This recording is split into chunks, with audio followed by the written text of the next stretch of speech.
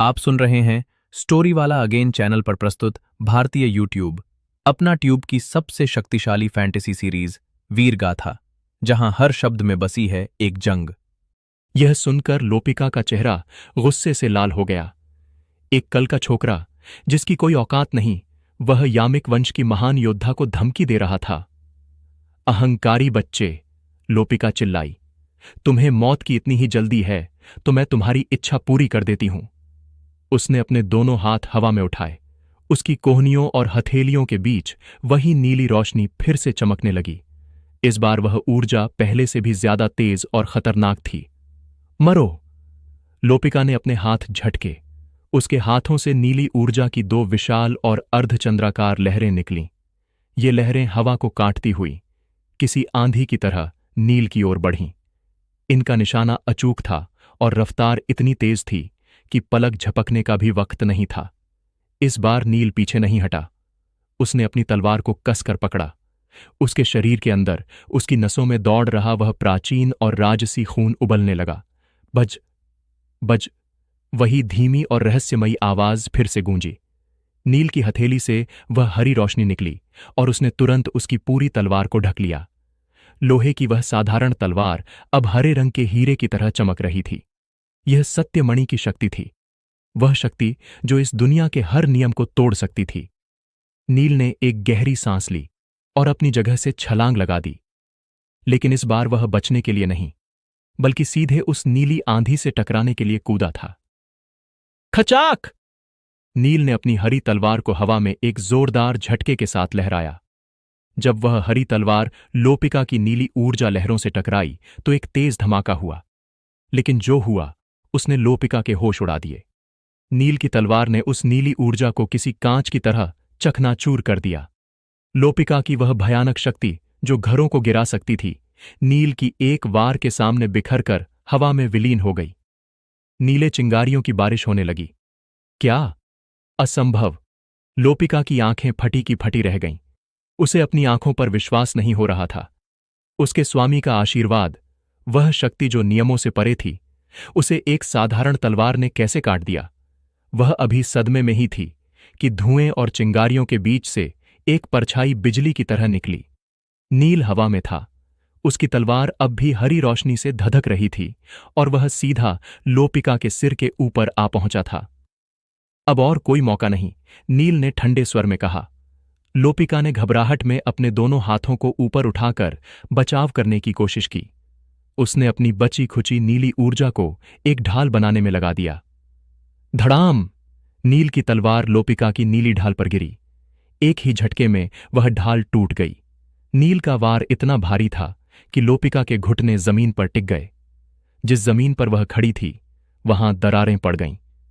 लोपिका के मुंह से खून निकल आया। वह कांप रही थी। उसे पहली बार असली डर का एहसास हुआ। यह लड़का, यह कोई साधारण परमदेव नहीं था।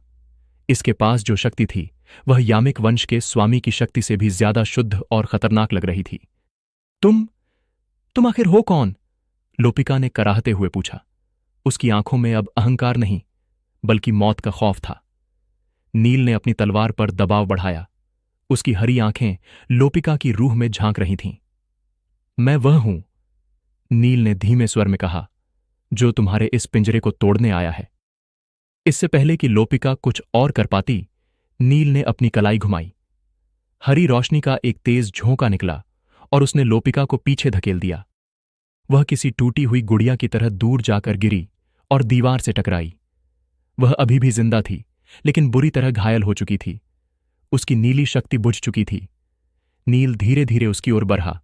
तभी दूर नगर के केंद्र से एक बहुत भारी और गूंजती हुई आवाज आई, जिसने पूरी जमीन को हिला दिया। बस, बहुत हुआ। ये आवाज उस बूढ़े कुल प्रमुख की थी। अगर तुम अभी चले जाओ तो मैं तुम्हें जीने का एक मौका दे सकती हूं। लोपिका की यह बात सुनकर नील ने उस टूटे हुए घर के मलबे से अपनी नजरें हटाईं और उसकी आंखों में देखा।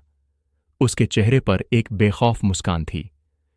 मुझे तुम्हारे उस मौके की जरूरत नहीं है, नील ने शांत लेकिन सख्त आवाज में जवाब दिया।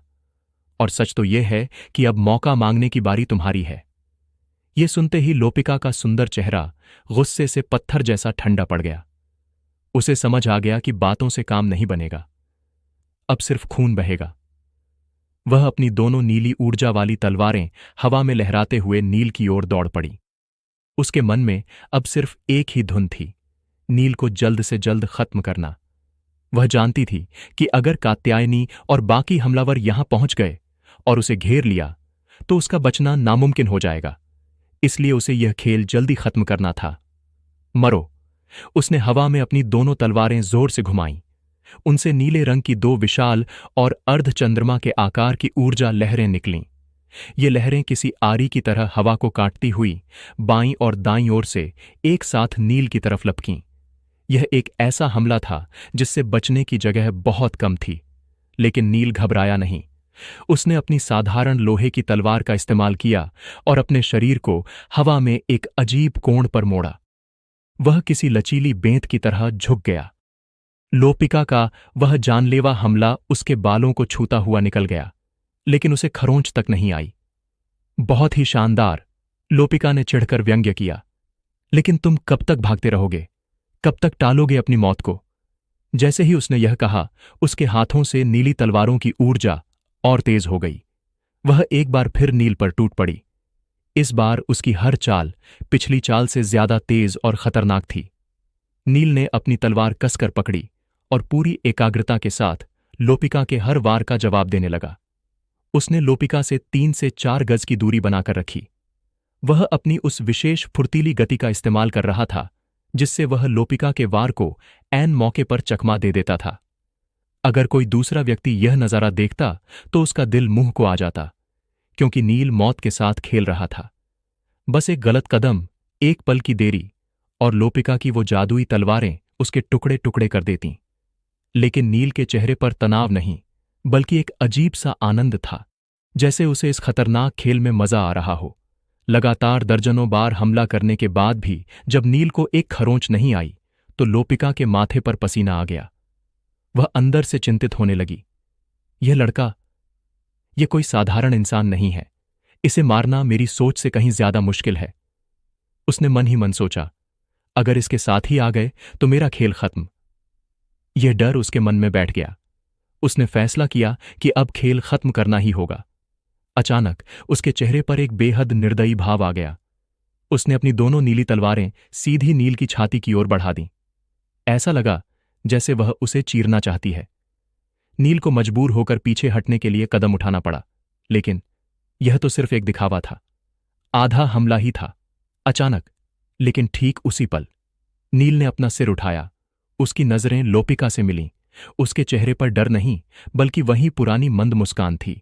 उसने बहुत ही शांति से अपनी तलवार उठाई और उसे अपनी छाती के सामने आड़ा कर लिया, जैसे वह लोपिका की जादुई तलवारों को अपनी साधारण लोहे की तलवार से रोकना चाहता हो। जब लोपिका ने नील को यह करते देखा तो वह हैरान रह गई। मूर्ख, उसने सोचा, यह अपनी साधारण तलवार से मेरी नीली ऊर्जा को रोकने की कोशिश कर रहा है। यह बहुत बड़ी नासमझी है।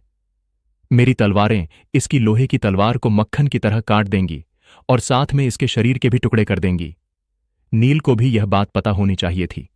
फिर वह अपनी जान देने वाला यह मूर्खतापूर्ण तरीका क्यों अपना रहा था? लेकिन इस समय लोपिका के पास सोचने का वक्त नहीं था। उसकी तलवारें अपना काम करने के लिए तैयार थीं। जैसे ही उसकी नीली चमकदार तलवारें नील के कंधों को छूने ही वाली थीं, तभी एक चमत्कार हुआ। नील की बांह पर अचानक एक हल्का हरे रंग का क्रिस्टल चमक उठा। बज! एक आवाज के साथ वह हरी रोशनी बिजली की रफ्तार से नील की बांह से होती हुई उसकी तलवार पर फैल गई। पलक झपकते ही उस साधारण लोहे की तलवार पर हरे रंग की एक अभेद्य परत चढ़ गई। Ton ton! 2 बहुत ही तीखी और जोरदार आवाजें गूंजीं। लोपिका ने जिस खौफनाक दृश्य की उम्मीद की थी, नील के कटने की, वह नहीं हुआ। उसकी शक्तिशाली नीली तलवारें नील की उस हरी तलवार से टकराकर वहीं रुक गईं। वे उसे काट नहीं पाईं। लोपिका को एक जबरदस्त झटका लगा। उसकी तलवारें कांप उठीं। वह पूरी तरह उलझन और सदमे में पड़ गई। उसका दिमाग सुन्न हो गया और यही वह मौका था जिसका नील इंतजार कर रहा था। लोपिका का ध्यान बंटा और उसका बचाव खुल गया। वोश! जैसे ही नील की तलवार ने लोपिका के हमले को रोका, उसने एक पल भी गंवाए बिना अपनी कलाई घुमाई। उसकी तलवार की दिशा उल्टी हो गई। उसने एक झटके के साथ अपनी हरी तलवार को घुमाया और बिजली की गति से लोपिका की खुली हुई गर्दन की ओर वार कर दिया। लोपिका का चेहरा अब पूरी तरह सदमे और अविश्वास से भरा हुआ था। उसकी आंखों में बस एक ही सवाल था, तुमने तुमने यह कैसे किया? लोपिका के मन में तूफान चल रहा था। एक तरफ तो वह नील की उस हरी और रहस्यमयी शक्ति को देखकर हैरान थी, जिसने उसके स्वामी के आशीर्वाद को भी काट दिया था, और दूसरी तरफ तलवारबाजी के मामले में भी वह नील के सामने कहीं नहीं टिक रही थी। उसका हर वार बेकार जा रहा था, जबकि नील का हर कदम उसे मौत के करीब ले जा रहा था। वह समझ गई कि जीतना नामुमकिन है। अब जान बचाना ही एकमात्र लक्ष्य था। नील की उस भयानक हरी तलवार का सामना करते हुए उसके पास पीछे हटने के अलावा कोई चारा नहीं था। वह लड़खड़ाते हुए पीछे की ओर भागी, लेकिन हड़बड़ी में उसका पैर फिसला।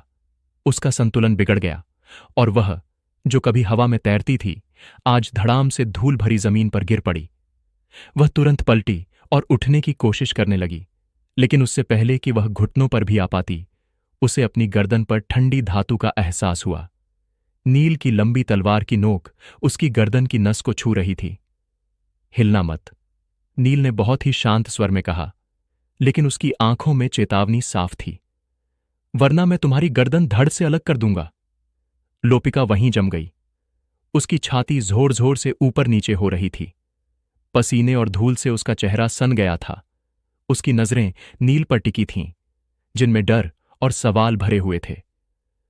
मुझसे यह मत पूछना कि मैंने यह कैसे किया, नील ने उसके सवाल पूछने से पहले ही जवाब दे दिया। लोपिका का दिमाग तेजी से चल रहा था। अब उसे समझ आ रहा था कि आखिर मलयकांत और उसके साथी क्यों नाकाम रहे। आखिर क्यों दुर्जन देव जैसा योद्धा मारा गया। बात साफ थी, सर्वजीव समता के नियम को केवल यामिक वंश ही तोड़ सकता था, वह भी अपने स्वामी के आशीर्वाद से। लेकिन उसके सामने खड़ा यह लड़का, जो एक बाहरी है, वह भी इस नियम को तोड़ रहा था, और उसकी ताकत यामिक वंश की उधारी शक्ति से कहीं ज्यादा असली और खतरनाक लग रही थी।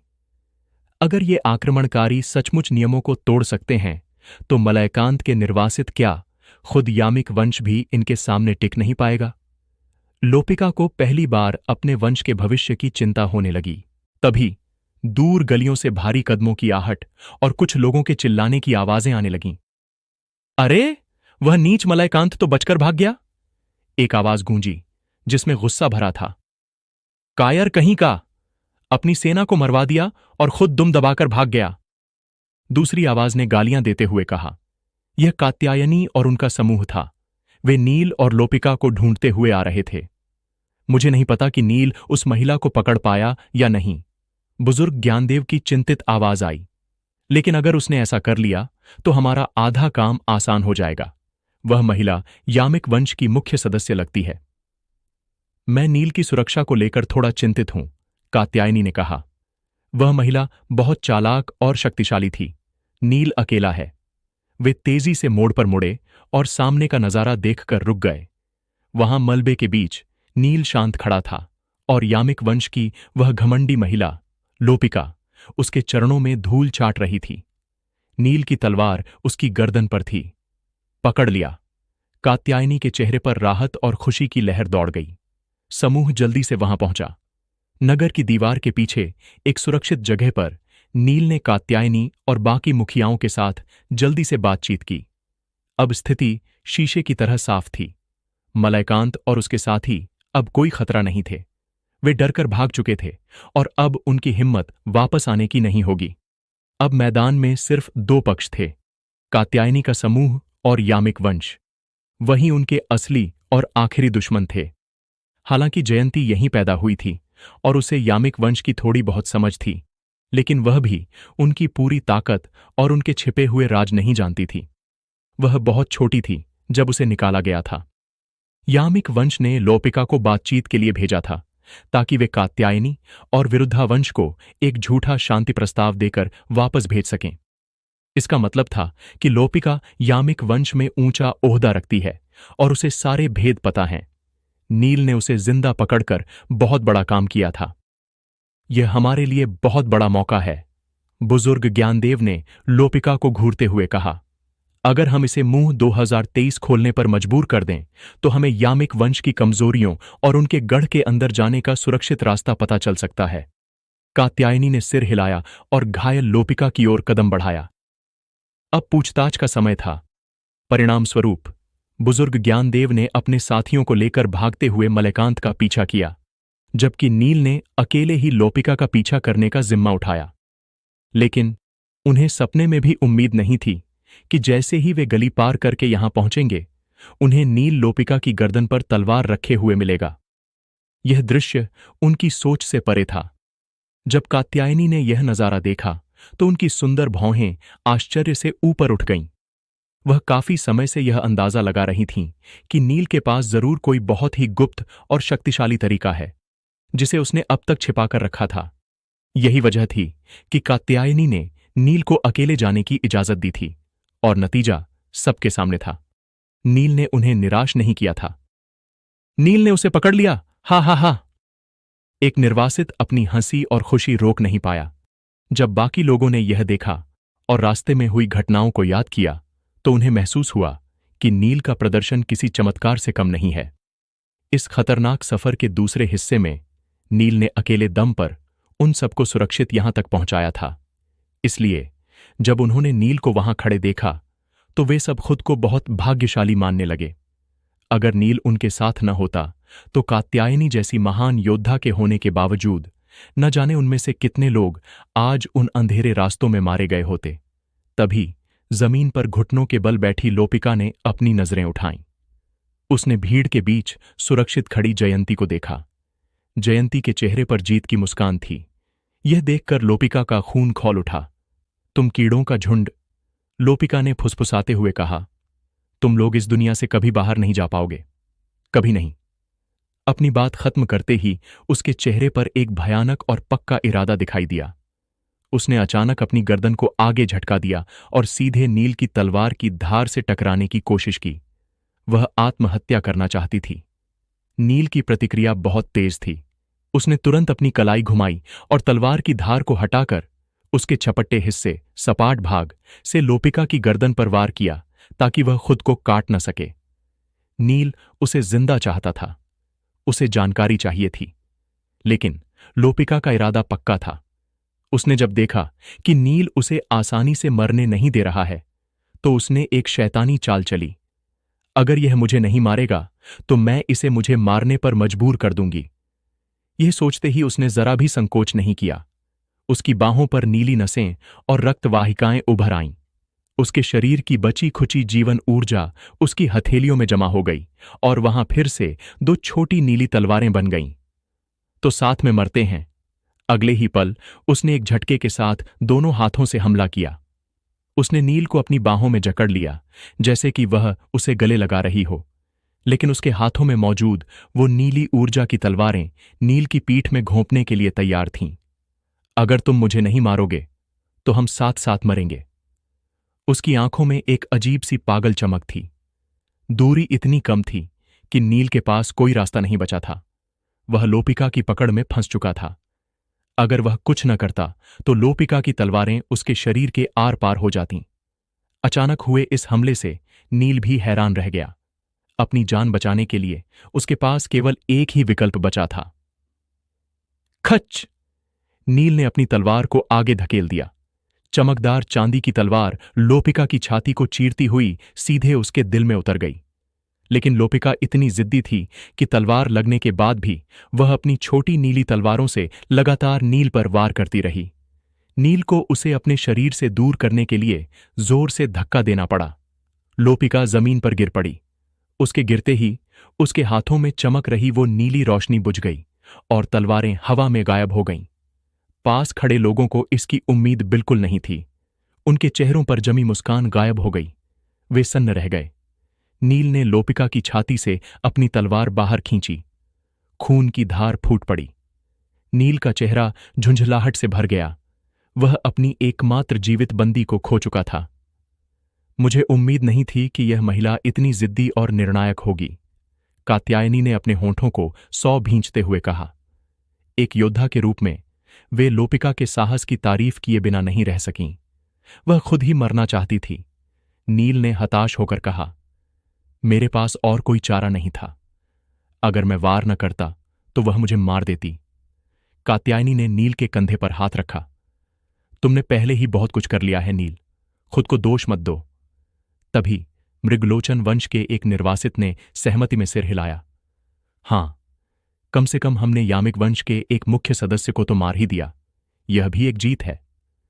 अब निर्वासितों के इस समूह में नील को नीचा दिखाने या बच्चा समझने की भावना खत्म हो चुकी थी।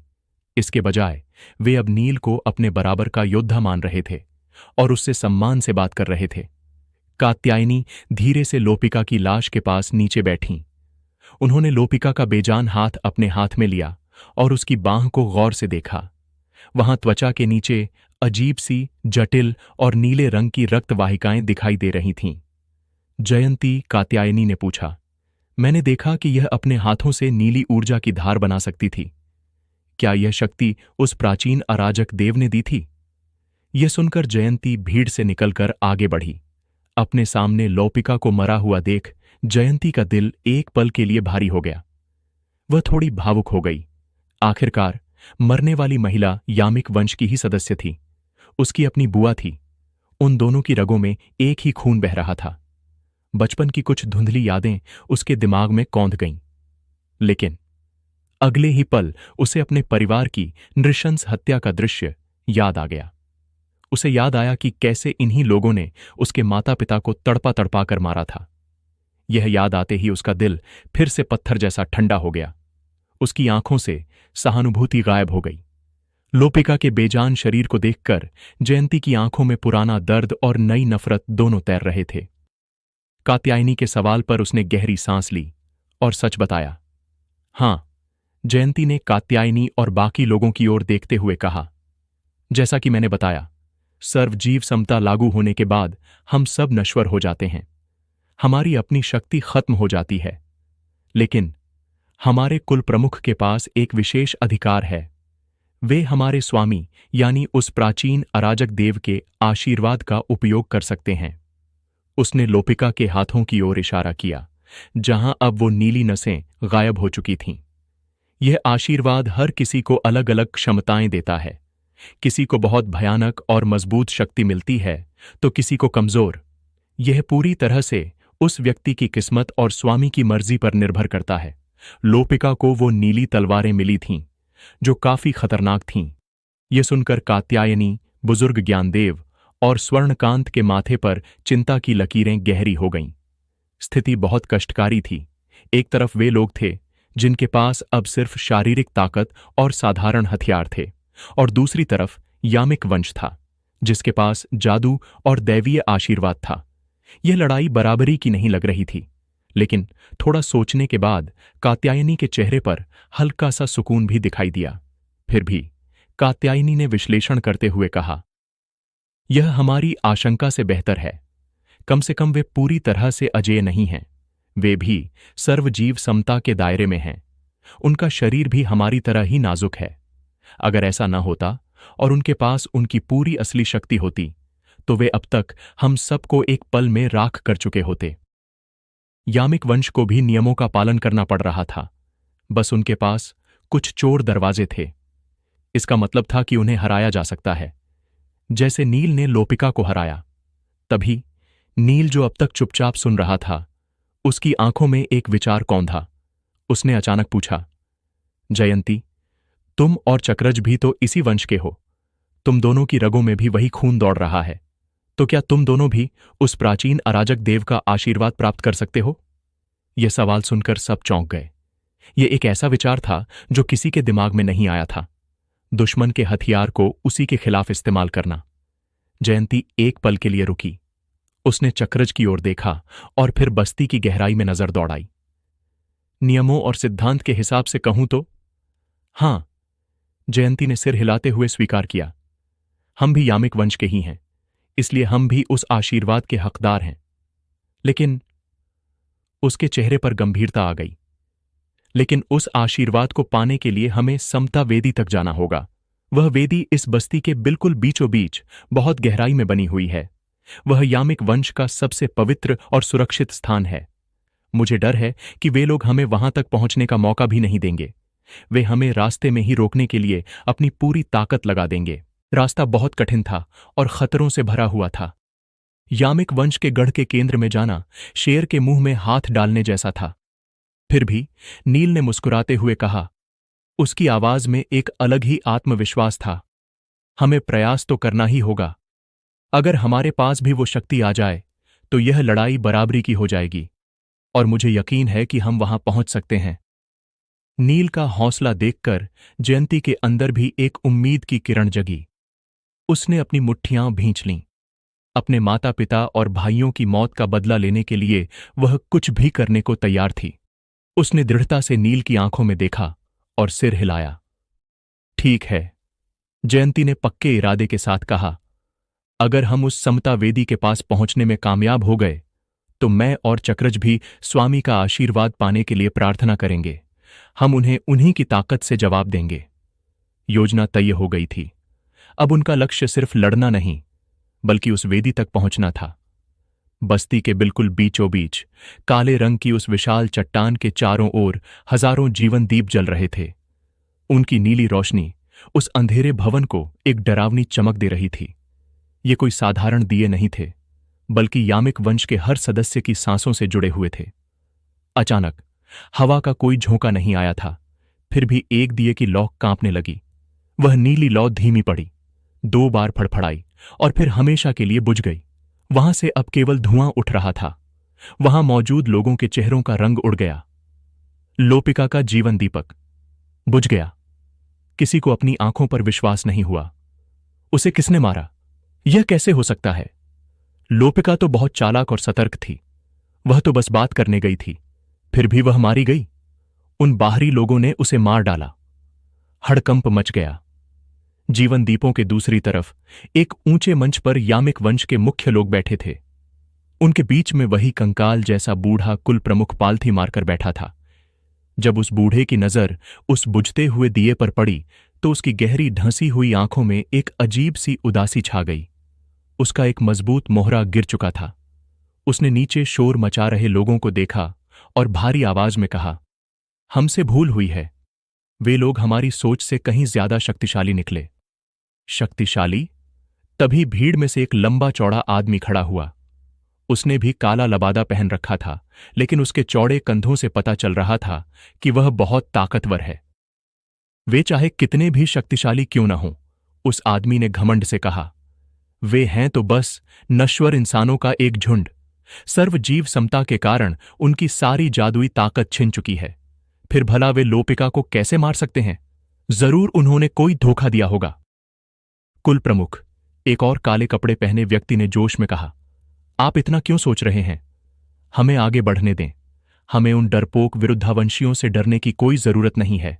हम उन पर हमला करेंगे और उन्हें खत्म कर देंगे। यह सुनकर बूढ़े कुल प्रमुख के चेहरे पर हिचकिचाहट दिखाई दी। उसने जो योजना बनाई थी वह पूरी तरह असफल हो चुकी थी। मलयकांत और उसके साथी निकम्मे निकले।